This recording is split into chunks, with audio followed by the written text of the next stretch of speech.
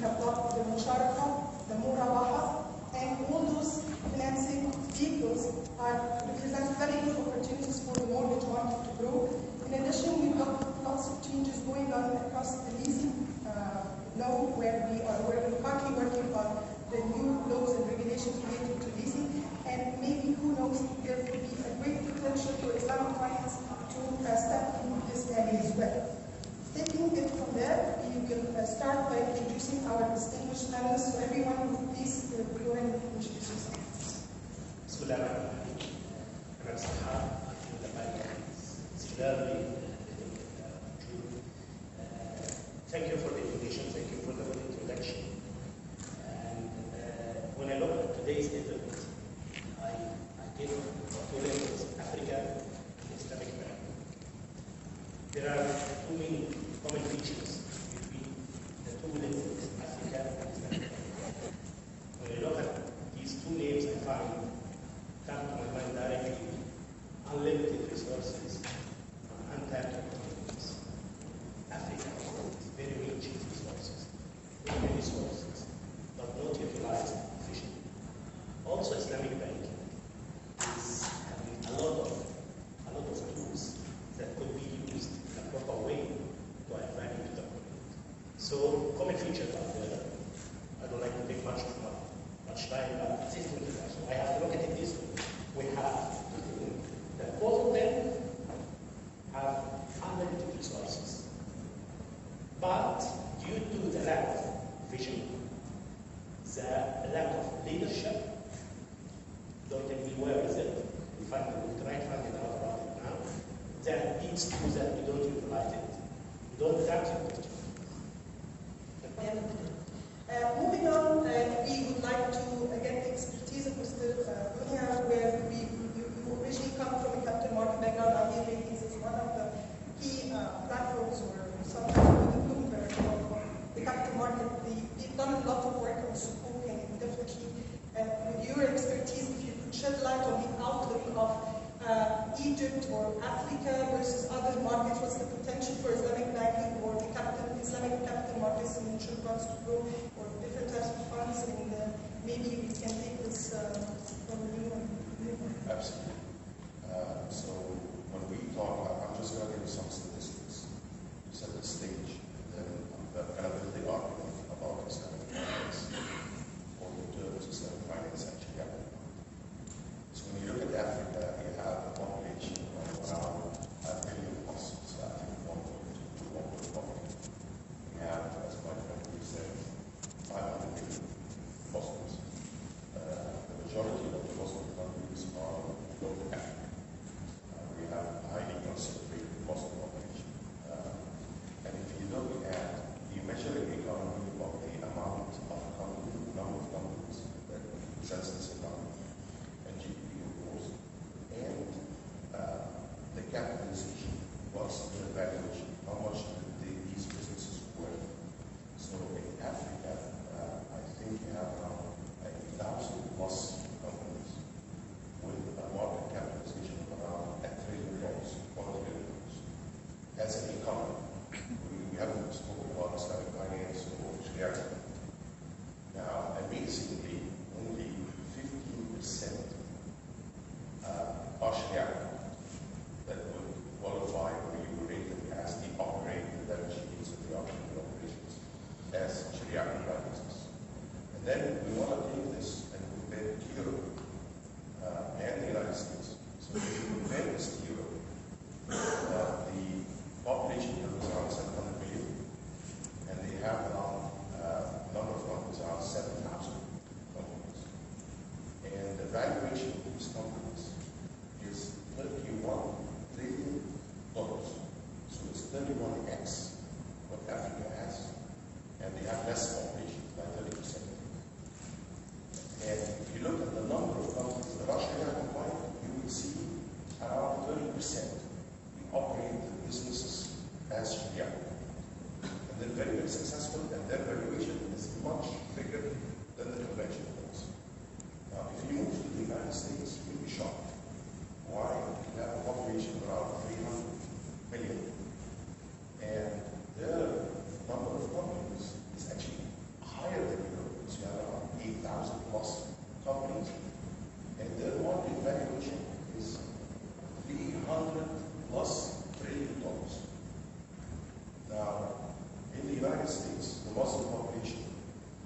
less than 3%. In Europe, at best, it's 50%. In Africa, it is 50%. Now, the number of Sharia-compliant companies listed in the US, they don't know it. When we look at it, because our process has to be, it's 35%. So it's the highest in terms of number of Sharia-compliant companies, and that's why they have much higher valuation. Because being Sharia-compliant means you're running a successful business. This is really what it is. So when you look at these numbers and you try to make sense out of it, and if you go and open a bank account in the US and you ask them to put a saving account, you become released and what I want to say, the guy at the bank is going to tell you why interest is zero. Why do you want to open a saving account? The interest is going to be zero. And we're going to take fees because we have to manage it as a saving account. We can't do anything with it. I have these products. Some of them might be debt capitalist companies, some of them will be some mutual funds, some of them will be some financial transactions like trade finance. Why don't you invest? So every single person gets 10% of his income, whatever saving they have. And they put it in these mutual funds who are invested in businesses, which makes a big income. Now, the next thing I want to talk about is the term of Islamic finance, or the term of Sharia. A lot of people tell me, what is the difference? Why some people say Islamic finance? Why some people say Sharia? And I answer them, when you look back at history, before the 60s, these terms never existed. And Egypt was almost 95% Sharia. Why? If you, in the 70s or 80s, if you want to buy a car, you would go to the guy who's selling the car, there's no bank involved. It's going to let you bring it in at all. Here is the number of payments. You get the title in your name, 100% Sharia. And most funds were sold this way. If you go to a real estate developer, there's no bank involved. And they give you a payment of over 6 years. You will own the asset day one. There's not much about it. It's 100% Sharia. So there is a lot of Islamic finance business that doesn't have to do it. Now, why these terms were created? And even on the insurance part. So I remember when I started researching insurance and which insurance business is Sharia compliant, which insurance business is not Sharia compliant, we went to the first source for an insurance that is Sharia compliant was in Egypt. And it was Al Azhar, who reviewed the policies for the Sharia and gave the fatwa that this is 100% Sharia compliant. And they went line by line. And it's all about who owns the policyholder money. So if the shareholders own the policyholder money, it is not Sharia. If the policyholders own the money and it's being invested, it is Sharia. It's very simple. So these terms emerge basically because, as my friend said, in the countries where we have the Muslim population is not like Indonesia. For example, they have huge Chinese population. So they're very careful about what they eat. So coffee there might be halal. You would be surprised. Why would you put halal on coffee? Bread. And Islamic finance or Sharia compliant has to be labeled so Muslims know that it is Sharia. I believe we should not make the differentiation in Africa between Islamic finance and conventional banking. It's natural to have both as Sharia or ethical investments. It is very, very natural. And businesses are done today in most of Africa is Sharia. Whether you buy a house, whether you buy a car, as long as the bank is not in terms of interest. So this is very important. So that the term immersion, actually in Africa and countries where we have majority Muslim population, destroyed the industry because we started going into chapters first. Like my friend here said, is what about other products? Are they non-Muslim? Are they? And we know that we have so many views in Islam. You can't say somebody cannot say this is Sharia compliant, this is not Sharia. You cannot do that. There's so many views. So we really have to define the economy in Africa first. Create companies, create jobs, finance these companies, work on, instead of 1,000 listed, should be 3,000, 6,000, 6,000, 10,000, a higher valuation, and then worry about the term Islamic finance or Sharia. Funny enough, sometimes it's mentioned Sharia finance, sometimes it's mentioned Islamic finance because of two main countries.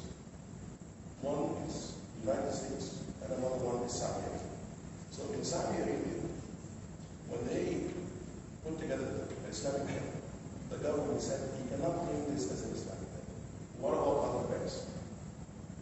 Would we consider it non-Islamic? We can't.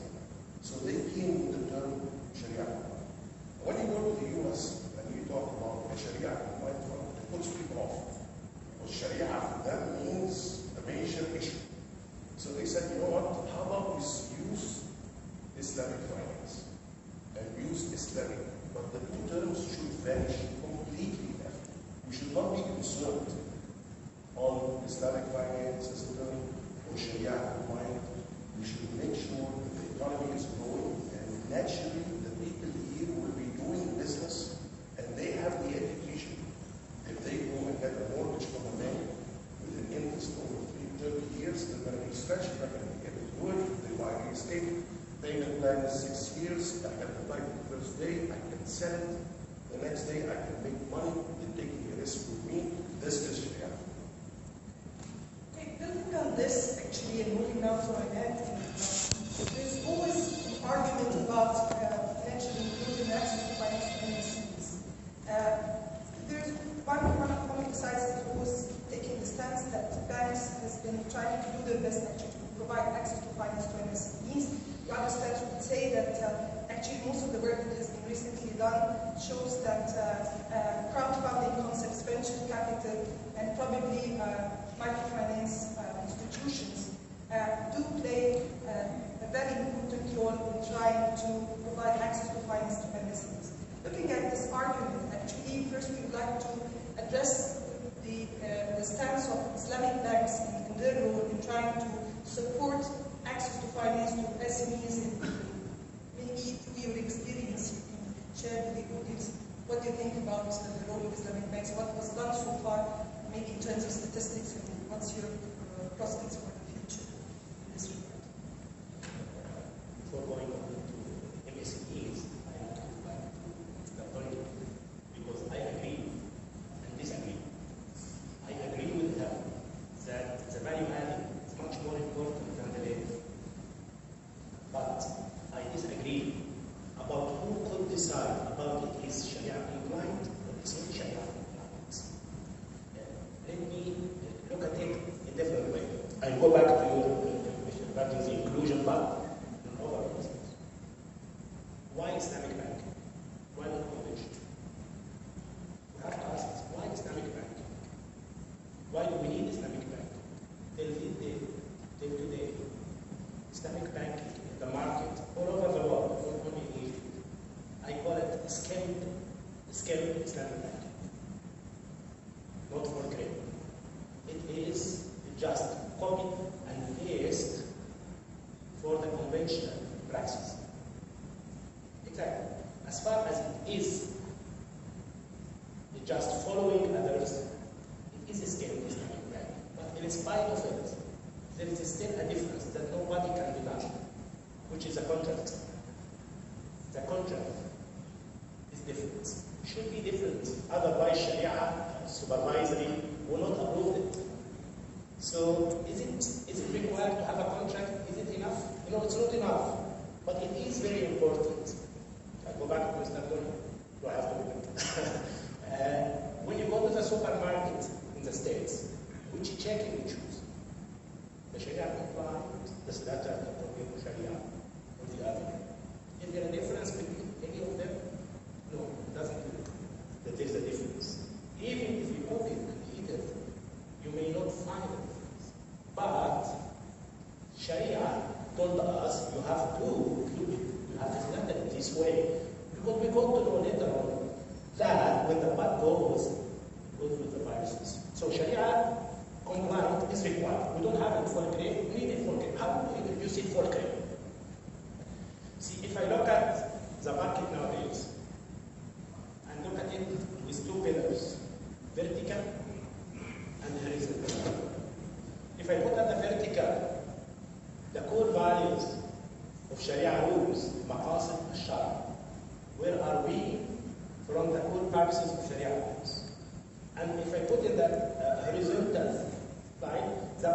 problems that we face in the world. One, poverty and unemployment, and inclusion, financial inclusion for the world. Second one, retail. The greedy consumer lending or personal loan lending all over the world, now in Egypt. This is the second main problem. The third one, each is risk sharing for the corporate. Where are we, Islamic banking industry, from these problems? Same level like convention. When we try to introduce Sharia compliant solutions or conventional, call it whatever. So I have to mention that I repeated it several times, coming from Bank Nasir, but I'm not representing Bank Nasir, but coming from it. I have seen a role model, Arab Shahar, was closer to the core values of Islamic banking than the current practices of Islamic banking. Why? Because he activated the risk sharing. Because he had a vision, social responsible vision for Islamic banking. Going to inclusion, financial inclusion, I will go to Bangladesh and see that Grameen Bank and Muhammad Yunus, with his vision, poverty-free world, was closer to the Islamic bank than the current practice, which counts on risk shifting. What is a risk shifting?